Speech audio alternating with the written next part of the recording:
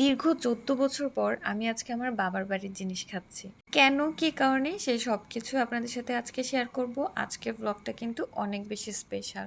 তো যাই হোক, আজকে প্রায় ৩ মাস পরে আব্বু আসবে আমাদেরকে দেখতে। যেহেতু সবাই আসলে অনেক বেশি বিজি থাকে, তো আসার আসলে ওইভাবে সময় পায় না। তো আজকে আব্বু আসবে দেখে একটু টুকটাক রান্না করছি।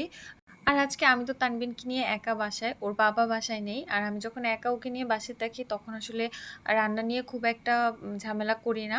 ওর বাবা বাসায় না থাকলে আসলে আমি কোনো কিছু ওইভাবে সাহস করি না আরকি। যাদের বাসায় ৭ থেকে ৮ মাসের বাচ্চা আছে তারা তো জানেন। কারণ এখন হামাগুড়ি দেয়, ১ সেকেন্ডও চুপ থাকে না। মাশাআল্লাহ অনেক অ্যাক্টিভ। তো এজন্য আসলে আমি তেমন কিছু রান্না করছি না। জাস্ট হাতে মেখে পাবদা মাছ ভুনা করব আর একটুখানি গরুর মাংস রান্না করব। আর ওর বাবা বাসায় না থাকলে আসলে আমি স্পেশাল কিছু করার না সাহস পাই না ওইভাবে। এনিওয়েজ সবসময় তো আব্বু আসে, অনেক কিছু নিয়ে আসে। আমি কখনোই কোনো কিছু শেয়ার করি না। বাট আজকে আমি ভাবলাম যে না, আজকে আমার শেয়ার করা উচিত।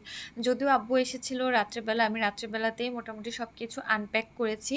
তো টুকটাক যেগুলো আরকি গুছিয়ে রাখার কাজগুলো ছিল, তো সেগুলো যখন গুছিয়েছি দিনের বেলা, তখন একটু ক্লিপ নিলাম যে জাস্ট আপনাদের সাথে শেয়ার করব। তো প্রত্যেকবার আসার সময় অনেক কিছু নিয়ে আসে, সেগুলো এত বেশি স্পেশাল হয় না। এবার যেহেতু আব্বু ১ম বাড়ি থেকে জিনিস নিয়ে আসছে, সো এটা আমার কাছে অনেক বেশি স্পেশাল। এই যে দেখেন, তানবিনকে আমি প্রতি ১-২ মিনিট পর এসে একটা করে নতুন জিনিস দিয়ে যাচ্ছি। সে কি নিয়ে খেলছে দেখেন। নিজের খেলনা তো ধরবেই না। এইভাবে দুনিয়ার হাবিজাবি যত জিনিস আছে সব দিয়ে একটু বসানোর ট্রাই করছি যে একটু খেলো, আমি একটু রান্নাটা করি। একবার কিচেনে, একবার তানবিনের কাছে, এভাবেই দৌড়াদৌড়ি করছি আর এভাবেই রান্নাটা শেষ করছি। আমরা যেহেতু বেশ অনেক বছর ধরে ঢাকায় ছিলাম, তো যার কারণে বাড়ির কোনো জিনিস আসলে ওইভাবে খাওয়া হয়নি। বাড়িতে একদমই যাওয়া হতো না। ইভেন আমি লাস্ট কবে গিয়েছি আমার ওইভাবে মনে নাই। তবে মনে আছে, আমি মনে হয় ২০১৮ কি ১৯-এ আমার একটা কাজিনের বিয়েতে গিয়েছিলাম। এরপর আমার আর কখনো বাড়িতে যাওয়া হয়নি।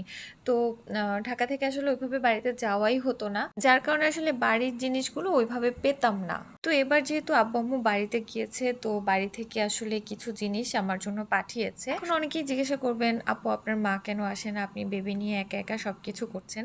তো আমার আম্মু আসলে অনেক বেশি অসুস্থ। তার নিজের জীবন নিয়েই টানাটানি। সে আর আমাকে কি দেখবে?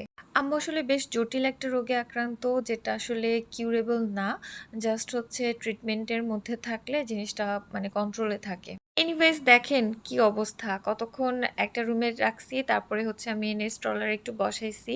আর একটু মুড়ি দিয়েছিলাম, আর আমি একটু মাঝখানে, রান্নার মাঝখানে একটু ব্রেড খেয়েছিলাম, ওর হাতে একটু দিয়েছিলাম। ও তো আর খাবে না, ওগুলা চটকিয়ে একদম কি একটা অবস্থা করে ফেলছে। যাই হোক, বাড়ি থেকে কাঁঠাল নিয়ে আসছে। আমি আমাদের মানে দাদাবাড়ির কাঁঠাল খাচ্ছি। কত বছর পরে, এটা আমার আসলে মনে নেই। লাস্ট কবে খেয়েছি, ২০০৯ কি ১০-এ। এরপর আমার আর খাওয়া হয়নি। তো যাই হোক, এরপরে মিষ্টি আলুর শাক এনেছিল। তো মিষ্টি আলুর শাক তো আমার খুবই পছন্দ, বাট আনফরচুনেটলি এটা না বাজারে কিনতে পাওয়া যায় না। তো বাড়ি থেকে নিয়ে আসছে। তো সেটা দিয়ে আমি একটু চিংড়ি মাছ দিয়ে রান্না করেছিলাম। আর নোয়াখালী থেকে আসতে কুমিল্লা পড়ে, কুমিল্লার দই, রসমালাই এগুলো তো আনবেই। দইটা একটু বেশি আনা হয়েছিল, তো খাওয়া হচ্ছিল না দেখে আমি আবার একটু লাচ্ছি বানিয়ে তারপর এটা শেষ করার ট্রাই করছিলাম আরকি। এটা মোটামুটি ২ থেকে ৩ দিনের ভ্লগ আরকি। আমি ২-৩ দিন ধরে একটু ক্লিপ নিয়ে এই ভ্লগটা সাজিয়েছি। কারণ আমার আসলে একদমই প্ল্যান ছিল না যে আমি আনপ্যাকিং ভিডিও করব। অনেক ভ্লগার আপুদেরকে দেখি এই টাইপের ভিডিও বানাতে। তো আমার আসলে কখনো, যে বললাম না যে বাড়ি থেকে আনা হয় না, বাড়ির জিনিসের যে একটা অন্যরকম ভালো লাগা, এটা আমি ওইভাবে পাই না। আর আমি আসলে একদমই বুঝতে পারিনি যে আব্বু বাড়ির জিনিস নিয়ে আসবে এভাবে।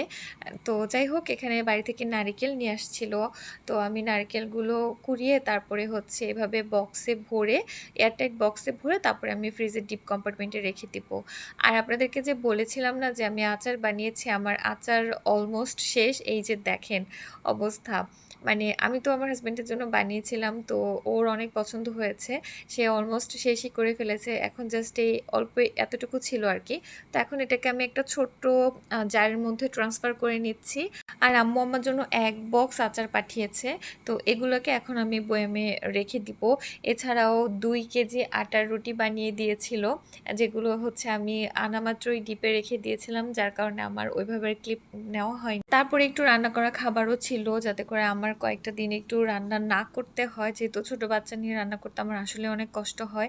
আর এখানে চালের গুঁড়া দিয়েছিল অনেকগুলা। আর আমাদের এলাকায় না চালের গুঁড়াটাকে হচ্ছে শুকিয়ে তারপরে রেখে দেয়।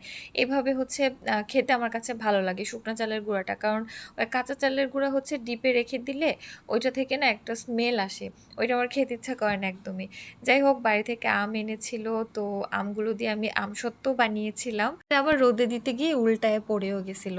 এনিওয়েজ তারপরে মাসকলাইয়ের ডাল, আতপ চাল আরো অনেক কিছু এনেছিল। আমি সবকিছুর ভিডিও ক্লিপ ওইভাবে নেইনি। সবকিছু দেখালে আবার কিছু মানুষ বলবে, আপু আপনার বাসায় কি বাজার করা হয় না? এগুলোও বাপের বাড়ি থেকে আনতে হয়। এনিওয়েজ এই ছিল আজকের ছোট্ট ভিডিও। আল্লাহ হাফেজ।